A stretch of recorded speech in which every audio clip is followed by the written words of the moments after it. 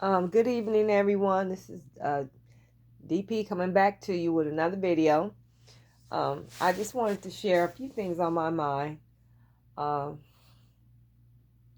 I usually do a cleansing ritual around this time of year. I call it the ritual. I used to call it the dying resurrection ritual, because the son so-called dies and then is resurrected after the third day, which is Christmas. And you know, just look it up. The whole thing on which the crucifixion is based on. That's really a cosmic an astronomical phenomena. But I get real, deep off into meditation. Sometimes I fast and things like that, um, to bring in this new energy. Now, I know not everyone celebrates the new year, January the 1st, because really that's not a new year. But since a lot of people, millions of people see that as New Year, it gives energy to it as in a way and giving it some type of newness, some type of new beginning because of the energy that we give to it. So technically, it's New Year. So I did a reading um, on this New Year, what was likely to transpire uh, for our people, so-called black people, black American people, Negroes, whatever you want to call yourself, what is to transpire for us um, in 2023. And I did a few readings actually, and the Seven of Cups kept coming up. Now I know that most of the people that are going to hear this video are not really into tarot, so you wouldn't know what the Seven of Cups is. But when it comes to dealing with reality, Seven of Cups is the opposite of that. Just put it that way. So it's kind of like we're like, our heads are stuck in the air. Um, we're concentrating and thinking about uh, basically daydreaming, thinking about things that don't matter, things that we don't manifest, we don't do anything about.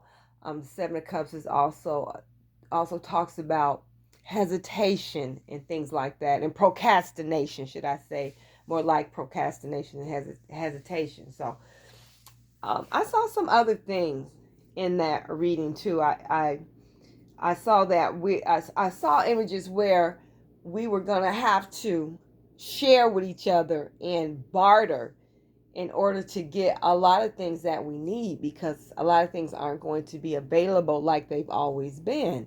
Okay. So we're going to have to be more humble with each other. And we should have been paying attention. I know that for the past 20 years, I've been hearing about times coming like this where there would be shortages, inflation super high, cost of living super high. I remember reading a book like 20 years ago, and in this book, I never forgot what he was talking about the future, and I never forgot the fact that he said that the author, a male, he said that you better get out the inner cities and go find you some land in the country or woods or something. You better do it quick. I wish I would have taken that serious, because I would have been on some land somewhere where I could grow my own food, um, kill my own game, fish, whatever. If they cut off the water, I would have that. Just kind of be able to more, um, uh, to be able to supply my basic needs for survival, because it's really getting rough. And I'm really seeing the results of what I read. So I want to get into um, our people, and I want to elaborate a little bit more what I mean by the Seven of Cups. And I like I said, it kept coming up when you do a reading and a card, one card just keeps coming up. That card is crucial to what it is that you are looking for concerning an answer from the cards. And the cards, they deal with spirit, they deal with reality, they deal with truth. Okay, the cards, they don't lie, they don't make mistakes. We make mistakes in our interpretation, yeah, but they don't make no mistakes. So I was watching this video, and I think it was being hosted by Black Magic, and was that Billy Carson or somebody was on there? I don't quote me on Billy Carson, but I think it was Black Magic, and he has another part to his name. I can't think of it. And they were sitting here talking about the mothership and honey, something about black women when honey, it's something about they touch and you know what I'm saying? Just a lot of stuff. Just you know your ideas about life and what's going on and what you're thinking about, all up in the air. You know, you're still thinking that some spaceships of Anunnaki or whoever you have in your mind is gonna come back and save you, honey. Ain't nobody gonna save you from shit. All right. So I'm saying this. Don't get me wrong. I'm into conspiracy theories to an extent. I have basically grown up with Bobby Hemmett, Phil Valentine, um, uh, Steve Coakley. Actually, I've met Phil Valentine a few times. I met Steve Coakley, Dale, the war correspondent. I met him before he passed. There's another one, another powerful brother, older brother. I can't. Delbert Blair. Delbert Blair. I was blessed to meet him. I met a lot of people because like that metaphysic community, because I used to live in Detroit and they gave Detroit mad love and we gave them mad love back. So they stayed in Detroit. So I've met quite a few uh, people. What's his name? Phil Valentine's ex wife. I can't think of her name. Please forgive me. Tony Browder. I met him a few times.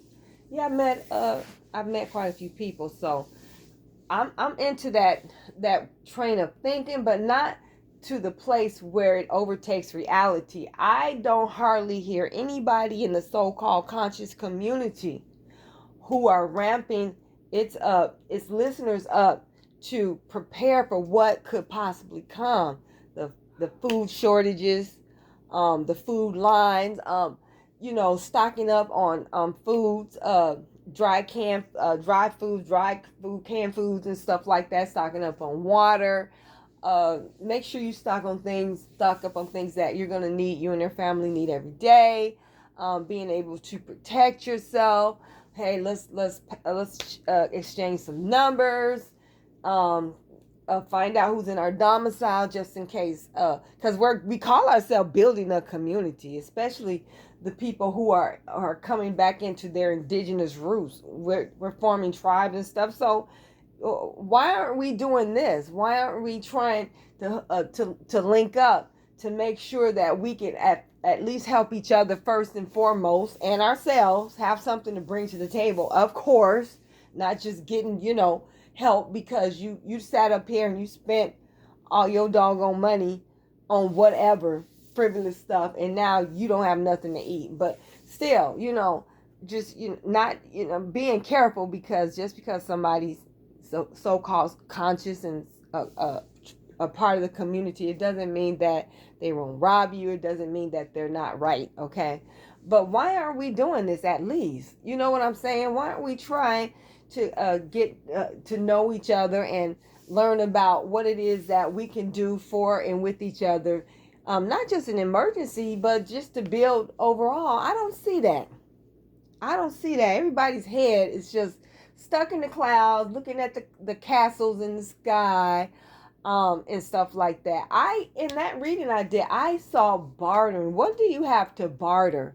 What do you have that somebody might want, that could get you a couple of loaves of bread for your children? Okay, so just to give you an example, I was thinking about stocking up on cigarette cartons. Now, I know cigarettes are bad; they're addictive. I'm not trying to get nobody sick or killed. I'm trying to give you an example of what you can stock up on, to help you in those times when when you might have to barter something, for a piece of chicken or something, so you and your kids can eat. Okay, so I was thinking about stocking up on some Newports and Marlboros and whatever the hell people, cool, whatever, just get a variety and stock them up. So when it gets to that point, I'll be able to go to somebody and say, hey, I got a half a pack of cigarettes. Can I, can I get that can of turkey wings or whatever, turkey beans, whatever? Can I get me you know what I'm saying? Just so we can be able to survive. But we're definitely gonna have to depend on each other more and help each other more. Um, a lot of people, they just not there. They don't care. They got these children. They ain't trying to listen. Um, they see what's going happening just around, just like everybody else. Super high gas prices, super high rent. A loaf of bread is $8 and all that. They see what's going on, but still, they got getting their weaves and their Jordans and expensive clothes. They're not thinking about a time that might come where they will be in great need in order and won't be able to survive, won't even have food to eat, and gonna have to go out there and search it. A lot of people, um, yeah, I don't. It's not gonna be easy because people, they're just not aware. It's true that most people are just sheeple, uh, uh, to easy to be led to the slaughter. But I kind of felt that us in the so-called, I don't want to say conscious community, I don't like that, but I'm gonna say people in the know who look beyond their immediate environment are more spiritual. Put it that way, more spiritual, would have a different mindset. They act like if something go down and the trucks stop running and the trains stop delivering stuff and ain't no food in the market, the Lord gonna rain down manna for them to eat or something like that. It's just a weirdness. I kind of feel that the same type of thinking that we were brought up in church, which a lot of it is fatalistic. It's the same type of thinking that when we left the church, we brought into our new belief systems and things like that. It's the same fatalistic thinking. Oh, God's gonna handle it. Let me tell you something. I think that you better learn how to handle it. You better prepare for what's coming, so you'll be able to survive for a minute until you can get your hands on something else. This is serious. We're right at the gate. Major changes. Right at the gate. A major change for 2023. This dollar is about to go bust. I keep running into videos where they're talking about we're getting ready to go back to the gold standard. You need to buy some gold and silver. I don't know about y'all, but I ain't got no money to be buying no gold and silver. Now I got a little silver, but I ain't got enough to. No, I don't have enough. But it's like, and myself, I'm not perfect. God knows I'm not perfect. I was told to buy silver years ago. Somebody said they even gave me some money, said go get some silver. I was buying it for a minute, then my ass stopped. So silver is still pretty low. I don't really have the money for gold, but I can afford a little silver. So I might just, get me some if when I get a little bit more money, but it ain't gonna be right now, but as soon as I can. So this is serious, y'all. This is serious. We got to get our heads out of the cloud. It's okay to talk about metaphysics and the Anunnaki and the Atlanteans and Mayan or whatever, the Egyptians. It's nothing wrong with talking about that, but we gotta be in reality too. We have to have one foot. We need to have both feet on the ground, especially those of us who have children. We got to be realistic. We got to be preparing. It's not fair for people who prepared for the times to come and you sitting up there with nothing but that expensive shit that don't nobody want, that you wearing on your back and on your feet and stuff like that. And now we got to give you everything, not just barter, but give you everything that you need for you and your children, your folk to survive. That's not fair. You gonna drain us. We gonna drain you. Gonna drain everybody else around you. You need to have something put up. Take this serious. This is not a joke. Something is coming, and I saw in the cards that there's going to be a need to barter and exchange and be like, hey, look, I got some broccoli, some raw broccoli. Can I get this from you in exchange? We're gonna be doing that. We're going to be doing that. Okay, so it's getting ready to get rough, and get a little tougher. And we're going to be challenged, and it's time to just stop. Just get your head out the clouds and bring yourself back down here, to reality. Okay, got so much going on, too much. The so-called gender war. This is going on, that's going on. This one has a problem with that one, and oh my God, you waiting for something to come out the sky and grab you up, and oh my God, I hear so much crazy things, so many crazy things. Another thing I've been hearing people say in the so-called spiritual community, you got to stop eating meat because when these entities come to help us, they won't be able to see you and you'll go down with the rest and die. And oh my God. You know what? If that happens, it happens. But can you please make sure you got some dry foods and some canned goods and some water, toilet tissue and soap and all that, some medical needs and stuff like that in your possession. Please. Please. I just want us to be more realistic and grounded. We're not in the times where we can sit up and be in our heads like that. We gotta get on, we gotta get on point. We gotta be on point. Okay. Like I said, we need to, all these people talking about tribing up, and I know what my family tribe is, and I'm looking for tribal members and people on the same page. Let's link up. Let's get each other's phone numbers so we can call and keep each other up to date. Or text or write or something. I'm pretty sure a lot of us, I know there are some people that I see online that lives here in New Orleans. We could, we should have been exchanged numbers, but I guess people are kind of wary of meeting folks offline. I don't blame you.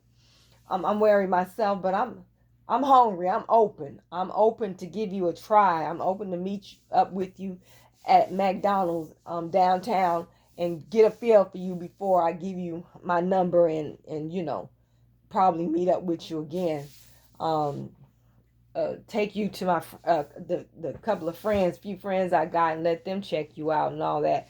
But I understand, but that's not an excuse for not putting us, everybody who say that we're of like mind and we're on the same path, not to link up and get to know each other and build and be there for each other in these great times of needs and things that are coming. So there are some good things coming.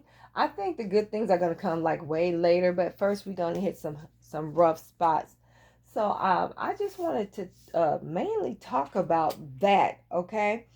Mainly talk about that. Now, as far as I want to talk about the sisters too. We have to the sisters got to link up, whether, no matter what you believe in, whether you're Israelite, a Kemite, a Pan-African, indigenous, Aborigine, whatever. We need to link up and support each other and be able to support each other and our children. Okay, so this is all about being realistic and just seeing things for what they are, and trying to keeping our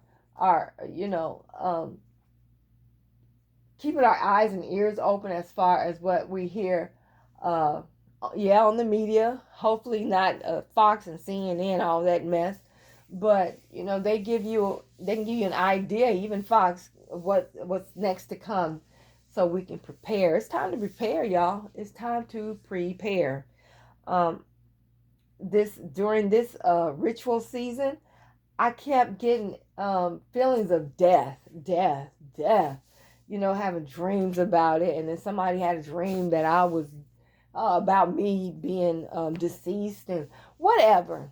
You know, I've been thinking, it's just been on my spirit. It's been on my mind. I don't know, maybe it's my time to go. Everybody's going to go.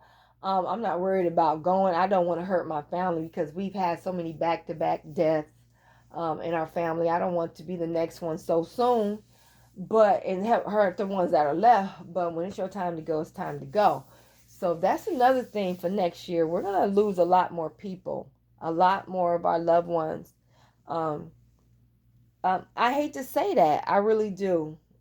It's going to be a lot more of people just dying left and right from disease, from natural disasters. Um, it's time for us to get off this medication, especially serious medications like high blood pressure medication.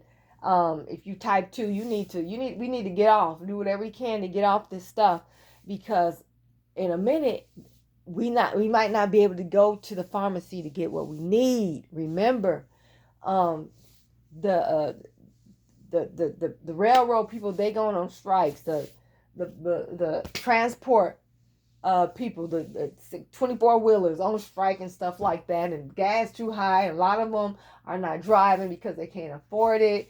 Power off. It's like we just got to be for real. We got to have a plan.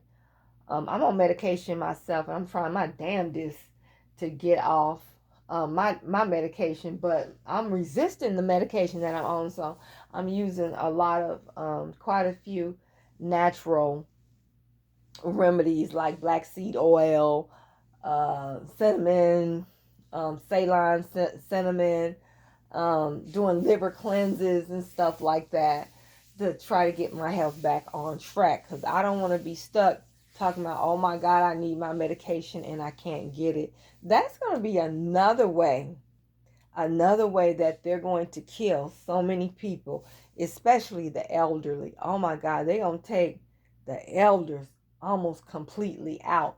And for over 10 years, I've been having this feeling and this need to build shelter for children. A lot of children are going to be orphaned. A lot of children are going to be orphaned, and they are going to need a place to stay. Okay, they're going to need shelter, food. We're going to have to heal them. We have to work with them.